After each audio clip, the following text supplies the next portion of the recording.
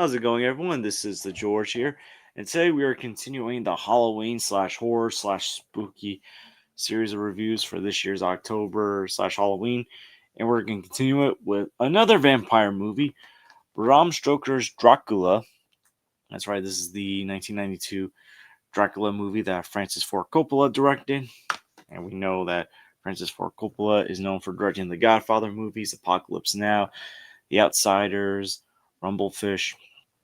And this movie stars Gary Oldman as Dracula, as well as Keanu Reeves, Winona Ryder, Anthony Hopkins.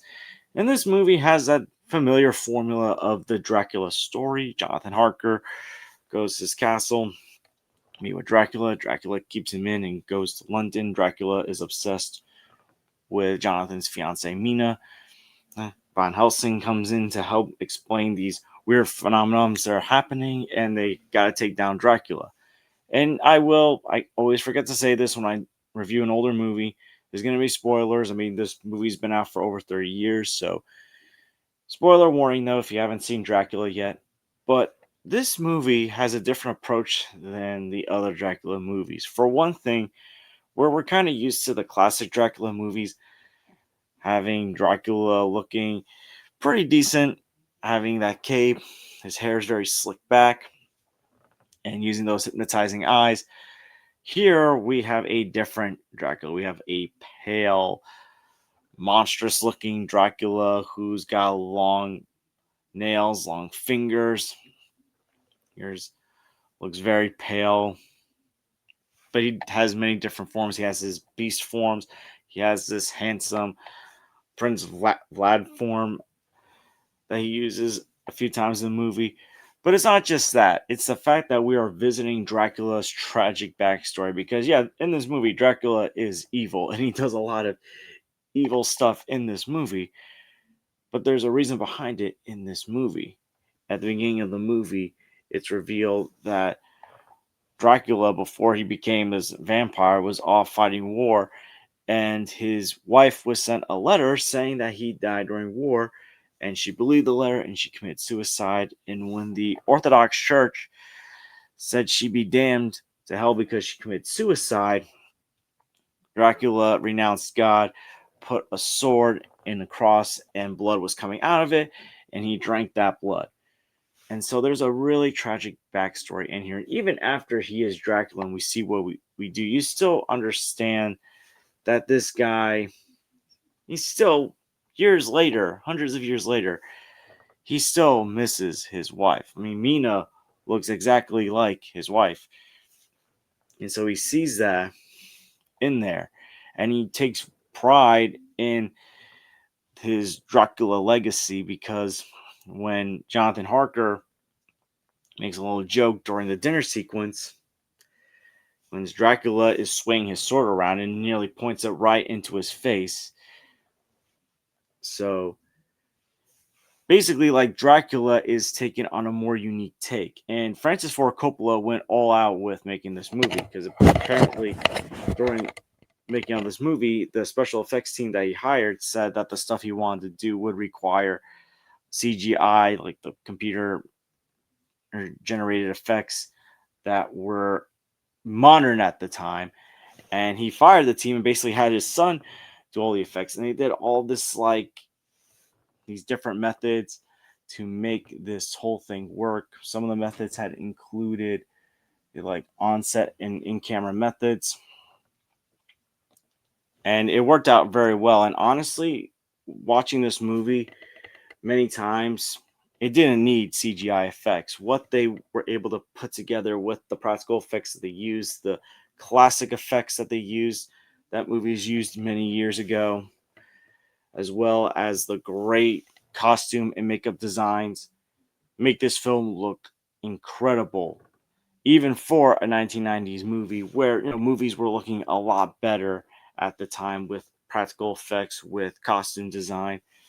But everything in this movie, the gothic feel of Transylvania, the gothic romance story and element that's happening in this movie, the costume designs of the characters to capture that late 1800s feel, the many designs of Dracula from this pale form that he takes to the Prince Vlad form that he takes to try to seduce Mina, these beast-like forms that he takes many times in this movie. Even when he's got this really cool armor on at the beginning of the movie to show that this guy's been off to war, everything just looks incredible with the costume designs that they've done, whether it's Dracula or the other characters. The beast-like forms that Dracula takes actually look really scary, right, and realistic, and they do such a great job of showing how terrifying they can be. And the score and soundtrack of this movie really captures the horror epic element to it. Like for a Dracula movie, this has a pretty epic feel to it, which you probably wouldn't expect in a Dracula movie, but Francis Ford Coppola made it possible. I mean, it's no surprise. As I said before, this is a guy that directed Apocalypse Now back in the late 1970s. So he made epic movies before. He's good friends with George Lucas, who is known for making the space epic known as Star Wars. But for a Dracula movie to work, by the way, I just want to say, even some of like the imagery and cinematic moments that this movie has, whether it's Dracula's shadow and how that moves to when Jonathan is on the train and the sky looks red and we see eyes slowly forming, these sinister looking eyes. Great cinematography, great effects work.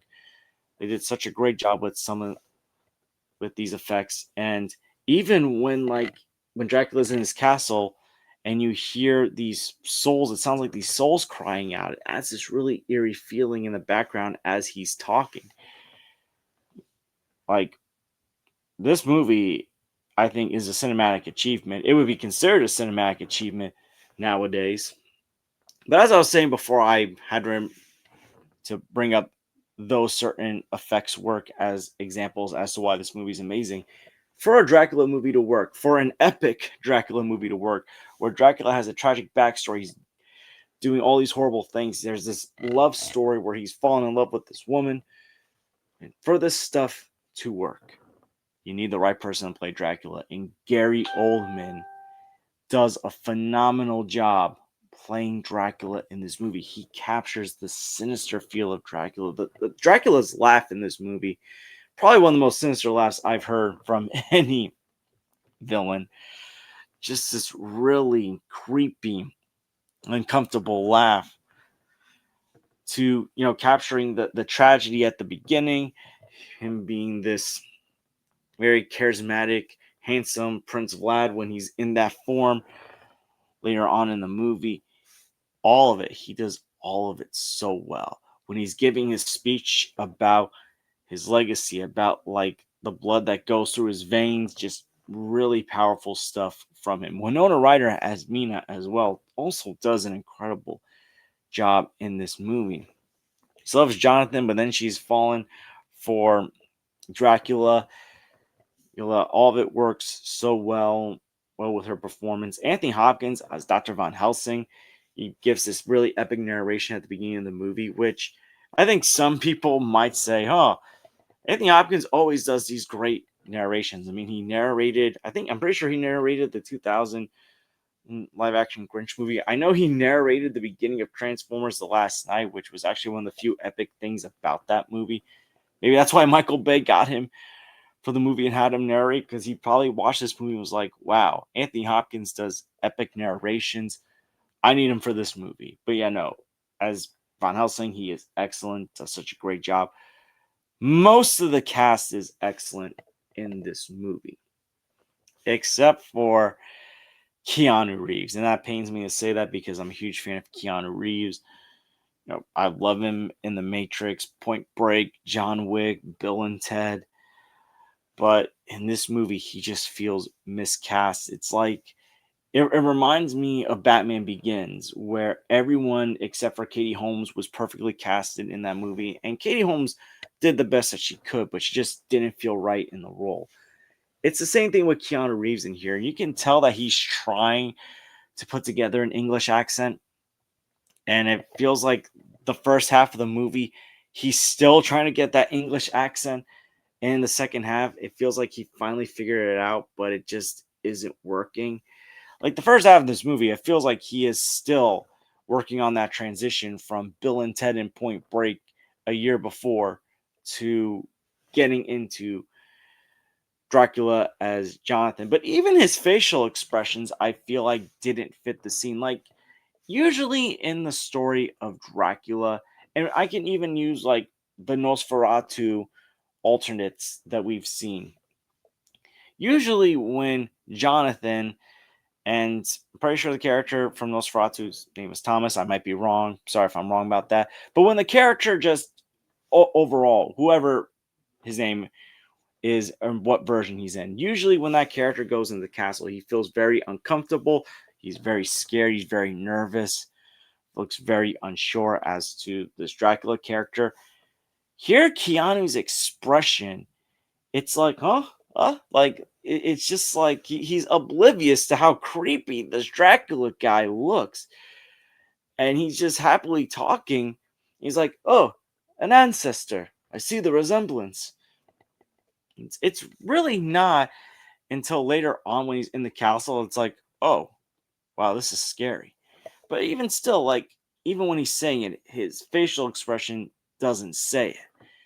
Like, it's one thing for like your lines of dialogue to come out in your bad English accent that you're trying to force, but you gotta have your facial expressions match your performance. And Gary Oldman in all these scenes that he's with Keanu, he's just acting laps around Keanu. Same thing with Winona Ryder. And it's sad to watch because I'm a huge fan of Keanu. And Francis Ford Coppola, well, did give Keanu credit for trying to put this accent together and said he worked very hard. And people will take their jabs at Francis Ford Coppola because he's apparently an old curmudgeon these days, and people poke fun at him for how his recent movie went and other stuff about him. But even Francis Ford Coppola can't say anything bad about Keanu Reeves, which tells you just how professional and how well liked Keanu is in the industry. And luckily, Keanu had other roles where he definitely stepped it up after this. Speed came out a couple years later. He did excellent in that. And then at the end of the 90s, he had The Matrix. And that's, well, I'm not going to cover Keanu's career, but Keanu did bounce back from this movie. But besides Keanu's performance, everyone's given an excellent performance in this movie. But Gary Oldman, this is probably his best movie. My favorite performance from Gary Oldman. He's given a lot of great performances. Winona Ryder as well. She gives such an excellent performance. Anthony Hopkins. The look of Transylvania, that gothic, eerie, chilly feel, just looks incredible. Everything about this movie looks incredible. I would love to give this movie an A plus, but Keanu's performance, I think, does hold it back. Now, one thing I will say before I get my final score is that this movie also does something that the old Dracula movies, at least the ones that I've seen, didn't really do so much of. And I don't think really any other vampire movie except probably the recent Nosferatu movie from last year had done. And this movie really delves deep into erotic and sensual themes in this movie. And I know horror has had sensual themes in movies. A lot of slasher movies have done it, but this movie really goes into that. And it's not going to be everyone's cup of tea, especially because a lot of it involves Dracula and these monster beast like forms. And I remember the first time I watched this movie was back in 2020. It was around Halloween. First time I watched it, it kind of just took me out of it for a while. I was like, oh, so that's what they're doing in this movie. But, upon rewatching this movie the last 5 years, it's something that, yeah, even though it's still crazy to watch and see, it just adds to just how dark and evil Dracula is. But yeah, overall, with Bram Stoker's Dracula, this isn't your typical Universal Studios Dracula movie from the 1930s with, he's got the cape, he's got the slick hair. This is a much more epic, gothic, tragic take on the character that works so well. And it's probably my favorite Dracula movie that I've seen. Probably up there with The Lost Boys. I don't know which one I prefer more. I mean, I've watched The Lost Boys way more times. I think it's a more rewatchable and enjoyable movie. But Bram Stoker's Dracula is up there in regards to my favorite vampire movies. So I'm going to give Bram Stoker's Dracula an A. This is definitely one of my favorite Francis Ford Coppola movies. And honestly, I think this was really the last great Francis Ford Coppola movie that he directed. I don't know, that's just my opinion. Maybe I gotta go revisit some of his other movies that came out after this, but it felt like this was the last great near perfect Francis Ford Coppola movie. But yeah, Bram Stoker's Dracula. Have you seen it? What did you think about it? And what's your favorite Dracula movie or favorite vampire movie? Let me know in the comments down below. And I want to thank you guys for watching. Please like and subscribe already if you haven't. Please share this with someone that loves vampire movies, that loves horror movies. And I hope to see you guys real soon. Take care, everyone.